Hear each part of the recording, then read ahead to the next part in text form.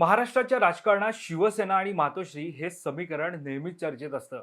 पक्षातील ऐतिहासिक बंडखोरीनंतर 2024च्या विधानसभा निवडणुकीच्या रणांगणात उद्धव ठाकरेंची शिवसेना जोरदार लढली. पण आज नक्की उद्धव ठाकरेंसोबत विधानसभेत किती आमदार शिल्लक आहेत, त्यातले मुंबईतले किती आणि ग्रामीण भागातील किती, आणि सर्वात महत्त्वाचं यातले मातोश्रीशी 100% एकनिष्ठ असणारे आमदार कोणते, या सर्व प्रश्नांची उत्तरं या व्हिडिओच्या माध्यमातून जाणून घेऊयात. नमस्कार, मी वैभव पाटील. तुम्ही पाहतात आपलं महानगर लाईव्ह. उद्धव ठाकरेंच्या शिवसेनेच्या 9 खासदारांपैकी 6 खासदार फुटल्याने राज्याच्या राजकारणात खळबळ उडाली होती. ही राजकीय घडामोड ताजी असतानाच आता आमदार फुटणार असल्याचा दावा केला जात आहे. ठाकरेंच्या शिवसेनेचे 20 पैकी 14 आमदार संपर्कात असून ते ऑपरेशन टायगर 3च्या माध्यमातून लवकरच शिंदे यांच्या शिवसेनेत सामील होतील अशी चर्चा आहे. ठाकरेंच्या शिवसेनेकडे सध्या 20 आमदार आहेत. पक्षात फूट पाडण्यासाठी 2/3 बहुमताचा आकडा 14 आहे. या 20 आमदारांपैकी 10 आमदार शहरातील आहेत. त्यात उद्धव ठाकरेंचा मुलगा आदित्य ठाकरे आणि भाचा वरुण सरदेसाई यांचाही समावेश आहे. त्याशिवाय संजय राऊत यांचे भाऊ सुनील राऊत यांचाही समावेश आहे. शिवसेना उद्धव बाळासाहेब ठाकरे पक्षाचे 20 आमदार विधानसभेवर निवडून आलेत. शिवसेनेत फूट पडल्यानंतर केवळ 15 आमदार पक्षप्रमुख उद्धव ठाकरे यांच्यासोबत राहिले होते. त्यापैकी बहुतांश पुन्हा निवडून आले असून काही जणांना पराभवाचा झटका बसला. त्यानंतर नितीन देशमुख, सुनील राऊत, सुनील प्रभू, संजय पोतनीस, आदित्य ठाकरे, अजय चौधरी, कैलास पाटील, दिलीप सोपल, भास्कर जाधव हे 9 जण आमदार पुन्हा निवडून आले आहेत. तर वरुण सरदेसाईंच्या रूपानं नवा आमदार मिळालाय. तर जोगेश्वरी पूर्व येथून रवींद्र वायकर यांच्या पत्नी मनीषा वायकर यांना अनंत बाळनर यांनी पराभवाचा धक्का दिला. तर मातोश्रीचे अंगण मानले जाणारा वांद्रे पूर्व विधानसभा मतदारसंघातून जिशान सिद्दीकी यांना पराभवाची धूळ चारत आदित्य ठाकरेंचे मावस भाऊ वरुण सरदेसाई यांनी शिवसेनेचा बालेकिल्ला पुन्हा खेचून आणला. तर माहीम, वरळी, शिवडी, भायखळा हे शिवसेनेचे गड पक्षाने राखले. विशेष म्हणजे माहीम आणि भायखळाचे आमदार शिंदे गटात गेले, मात्र ठाकरेंनी ते आपल्याकडे खेचून आणले. माहीममधून सदा सरवणकर आणि अमित राज ठाकरे यांना पराभवाचा धक्का देत पहिल्यांदा महेश सावंत आमदार म्हणून निवडून आले. तर भायखळ्यातून यामिनी जाधव यांचा पराभव करत मनोज जामसुदकर यांनी बालेकिल्ला राखला.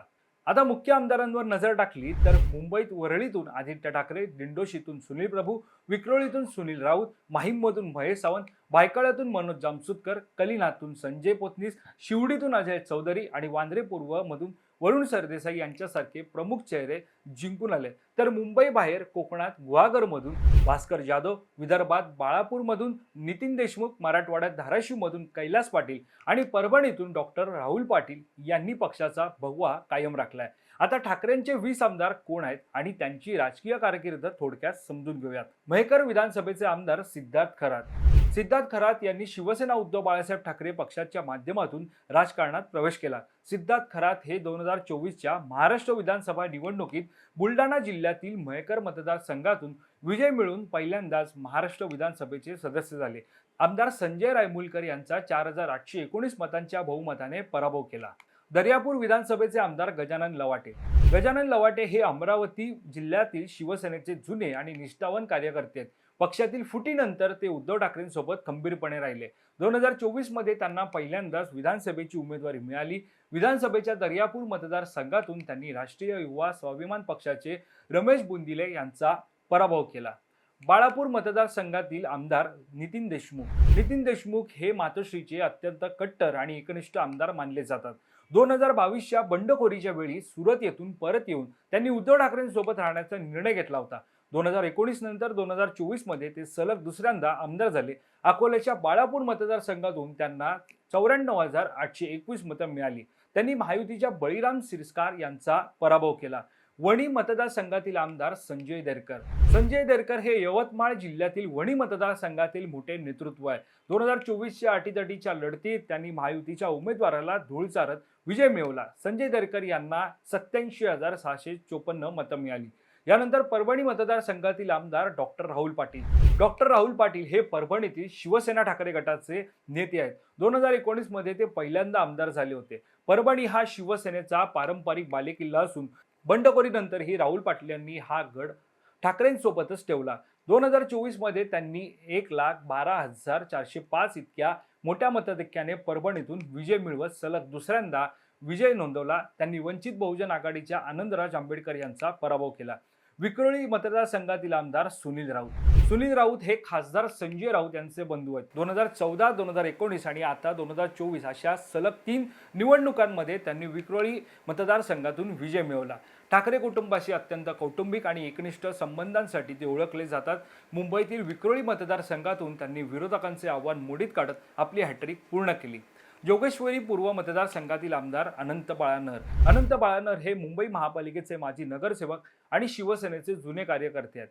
रवींद्र वायकर यांनी पक्ष सोडल्यानंतर उद्धव ठाकरेंनी अनंत बाळानर यांच्यावर विश्वास टाकला. त्यांनी अत्यंत चुरशीच्या लढतीत शिंदे गटाच्या मनीषा वायकर यांचा पराभव केला. दिंडोशी मतदारसंघातील आमदार सुनील प्रभू. सुनील प्रभू हे मुंबईचे माजी महापौर आणि विधानसभेतील ठाकरे गटाचे मुख्य प्रतोद आहेत. 2014 पासून ते दिंडोशीचे प्रतिनिधित्व करत आहेत. बंडखोरीच्या काळात कायदेशीर लढाईत त्यांनी महत्त्वाची भूमिका बजावली होती. 2024 मध्ये त्यांनी दिंडोशी मतदारसंघातून सलग तिसऱ्यांदा मोठ्या मताधिक्यानं विजय मिळवला. यानंतर वर्सोवा मतदारसंघातील आमदार हरुण खान. हरुण खान यांनी मुंबईत स्थानिक स्तरावर अल्पसंख्याक आणि बहुभाषिक मतदारांना पक्षाशी जोडण्याचं काम केलं. वर्सोवा मतदारसंघात त्यांनी भाजपच्या विद्यमान आमदार डॉक्टर भारती लवेकर यांचा पराभव केला. यानंतर कलिना मतदारसंघातील आमदार संजय पोतनीस. संजय पोतनीस हे मुंबईतील अत्यंत शांत आणि संयमी नेते मानले जातात. 2014, 2019, 2024 मध्ये त्यांनी कलिना मतदारसंघात आपली पकड कायम ठेवली.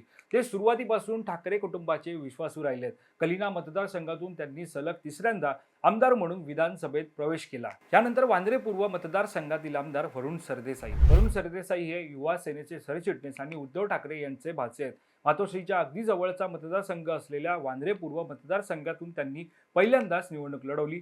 पहिल्याच प्रयत्नात त्यांनी राष्ट्रवादी काँग्रेस अजित पवार गटाच्या जिशान सिद्दीकी यांचा पराभव केला. माहीम मतदारसंघाचे आमदार महेश सावंत. महेश सावंत हे दादर माहीम परिसरातील शिवसेनेचा कट्टर कणा मानले जातात.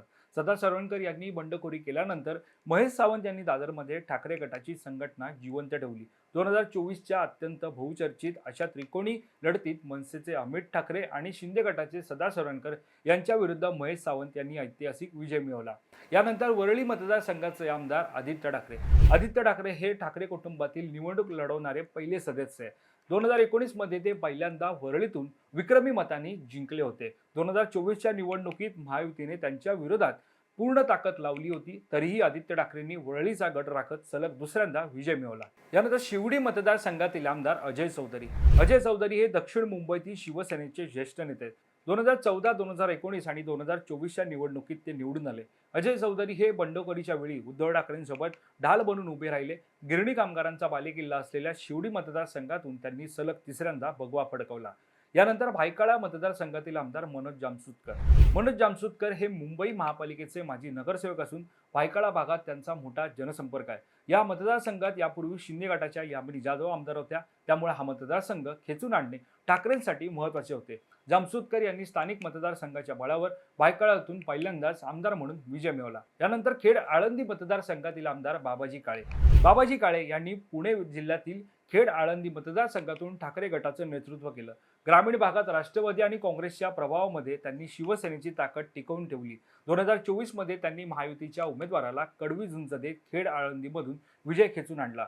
यानंतर उमरगा मतदारसंघातील आमदार प्रवीण स्वामी. प्रवीण स्वामी हे धाराशिव जिल्ह्यातील उमरगा मतदारसंघातील नवे आणि आक्रमक नेतृत्व आहे. मराठवाड्यात ठाकरेंची शिवसेना टिकवण्यात त्यांचा मोठा वाटा आहे. उमरगा राखीव मतदारसंघातून त्यांनी महायुतीच्या उमेदवाराचा पराभव करून पहिल्यांदाच आमदारकी मिळवली. यानंतर उस्मानाबाद मतदारसंघातील आमदार कैलास पाटील. कैलास पाटील हे देखील सुरत बंडखोरीच्या काळात तिथून पळून येऊन मातोश्रीवर पोहोचलेले दुसरे आमदार होते. 2019चे आमदार असलेल्या कैलास पाटील यांची ग्रामीण भागात शेतकऱ्यांचा नेता म्हणून मोठी ओळख आहे. धाराशिव मतदारसंघातून त्यांनी पुन्हा एकदा दणदणीत विजय मिळवला. यानंतर बार्शी मतदारसंघातील आमदार दिलीप सोपल. दिलीप सोपल हे महाराष्ट्राच्या राजकारणातील अत्यंत अनुभवी आणि ज्येष्ठ नेते आहेत. अनेकदा मंत्री राहिलेले सोपल सोलापूर जिल्ह्यातील बार्शीचे किंग मेकर मानले जातात. त्यांनी ठाकरे गटाकडून ही निवडणूक लढवली. अनुभवाच्या जोरावर त्यांनी बार्शीचा अत्यंत प्रतिष्ठेचा सामना जिंकून विधानसभेत पुनरागमन केलं. यानंतर शेवटचे आमदार गुहागर मतदारसंघातील आमदार भास्कर जाधव. भास्कर जाधव हे कोकणातील शिवसेनेचे सर्वात लोकप्रिय नेते आहेत.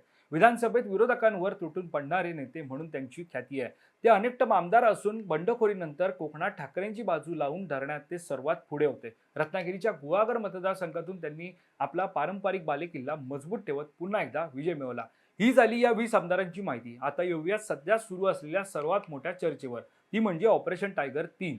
पक्षात कायदेशीर फूट पाडण्यासाठी आणि पक्षांतर बंदी कायद्यातून वाचण्यासाठी 2/3 म्हणजेच 20 पैकी किमान 14 आमदारांची गरज एकनाथ शिंदे यांना आहे. जर 14 पैकी एकही आमदार कमी पडला तर त्या आमदाराचे पद रद्द होऊ शकते. पण जर आपण या 20 आमदारांच्या यादीवर बारकाईनं नजर टाकली तर एकनाथ शिंदे यांचं हे ऑपरेशन टायगर 3 यशस्वी होणं जवळजवळ अशक्य आहे.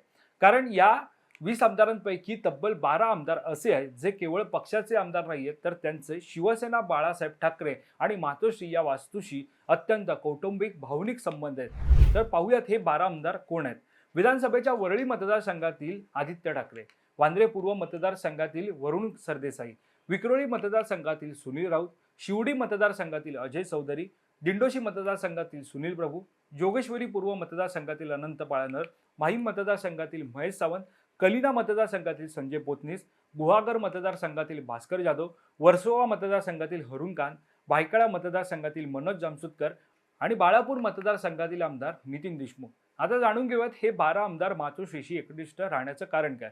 20 आमदारांचं वर्गीकरण केलं तर एक गोष्ट स्पष्ट होते की ठाकरेंची खरी ताकद अजूनही मुंबई आणि शहरी भागात आहे. या 20 पैकी 10 आमदार हे निव्वळ मुंबई भागातील आहेत. यामध्ये स्वतः उद्धव ठाकरे यांचे सुपुत्र आदित्य ठाकरे, भाचे वरुण सरदेसाई आणि संजय राऊत यांचे बंधू सुनील राऊत यांचा समावेश आहे. म्हणजेच पक्षाचा मुख्य गाभा हा ठाकरे कुटुंबाच्या अगदी जवळचा आहे. सुनील प्रभू हे मुंबईचे माजी महापौर आणि विधानसभेतील ठाकरे गटाचे मुख्य प्रदूत आहेत. 2014 पासून ते दिंडोशीचे प्रतिनिधित्व करत आहेत. बंडखोरीच्या काळात कायदेशीर लढाई त्यांनी महत्त्वाची भूमिका बजावली होती. अजय चौधरी हे मातोश्रीशी एकनिष्ठ आणि उद्धव ठाकरेंची निष्ठावंत शिवसैनिक मानले जातात. मुंबईतील लालबाग, परळ, शिवडी या गिरण गावातील स्थानिक प्रश्नांवर आणि मराठी माणसाच्या हक्कांसाठी त्यांनी सातत्याने आवाज उठवला. 2022 मध्ये शिवसेनेत फूट पडल्यानंतर उद्धव ठाकरे यांनी एकनाथ शिंदे यांच्या जागी अजय चौधरी यांची शिवसेना विधिमंडळ पक्षाचे गटनेते म्हणून नियुक्ती केली. तसेच 2014, 2019 आणि 2024च्या निवडणुकीत त्यांनी विजय मिळवला. संजय पोतनीस हे सुरुवातीपासून ठाकरे कुटुंबाचे विश्वासू राहिलेत. कलिना मतदारसंघातून त्यांनी सलग तिसऱ्यांदा आमदार म्हणून विधानसभेत प्रवेश केला. अनंत बाळानर हे मुंबई महापालिकेचे माजी नगरसेवक आणि शिवसेनेचे जुने कार्यकर्ते. रवींद्र वायकर यांनी पक्ष सोडल्यानंतर उद्धव ठाकरेंनी अनंत बाळानर यांच्यावर विश्वास टाकला.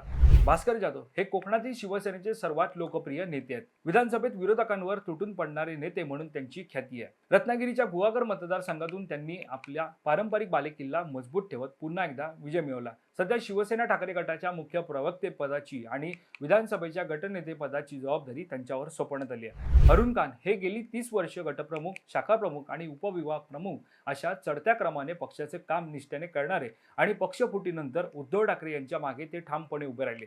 विशेष म्हणजे ते मातोश्रीशी एकनिष्ठ आहेत. राजुल पटेल आणि राजू पेडणेकर यांचं तिकीट कापून अनिल परब यांनी त्यांना तिकीट दिल्याने ते ठाकरे यांची साथ सोडणं कठीण आहे. नितीन देशमुख हे मातोश्रीचे अत्यंत कट्टर आणि एकनिष्ठ आमदार मानले जातात. 2022च्या बंडखोरीच्या वेळी सुरत येथून परत येऊन त्यांनी उद्धव ठाकरेंसोबत राहण्याचा निर्णय घेतला होता. मनोज जामसुदकर हे मुंबई महापालिकेचे माजी नगरसेवक असून भायखळा भागात त्यांचा मोठा जनसंपर्क आहे. या मतदारसंघात याआधी यामिनी जाधव आमदार होत्या. मात्र हा मतदारसंघ मनोज जामसुदकर यांनी ठाकरेंच्या शिवसेनेकडे वळवला. महेश सावंत यांच्याबद्दल सांगायचं झालं तर ज्या विभागात शिवसेनेचा जन्म झाला म्हणजेच दादर माहीममध्ये शिवसेनेचा जन्म झाला त्या मतदारसंघाचे ते आमदार आहेत. शिवसेना ठाकरे गट आणि उद्धव ठाकरेंचे निष्ठावंत शिवसैनिक म्हणून त्यांना ओळखलं जातं. महेश सावंत हे 1990 पासून शिवसेनेत सक्रिय आहेत. सरदार सरवणकर यांचे समर्थक म्हणून त्यांची ओळख होती. मात्र शिवसेनेतील फुटीनंतर सरदार सरवणकर शिंदेसोबत गेले, मात्र महेश सावंत हे ठाकरेंसोबतच राहिले. हे 12 आमदार मातोश्रीचे इतके कट्टर आणि पक्के कणे मानले जातात की ते कोणत्याही परिस्थितीत एकनाथ शिंदेच्या शिवसेनेत जाण्याची शक्यता 0% आहे. आता जर हे 12 आमदार मातोश्रीशी एकनिष्ठ राहणार असतील तर 20 मधून 12 वजा केले तर उरतात फक्त 8 आमदार. म्हणजेच एकनाथ शिंदेंना फूट पाडण्यासाठी आवश्यक असलेला 14चा आकडा गाठणं कायदेशीररित्या अशक्य होऊन बसतं.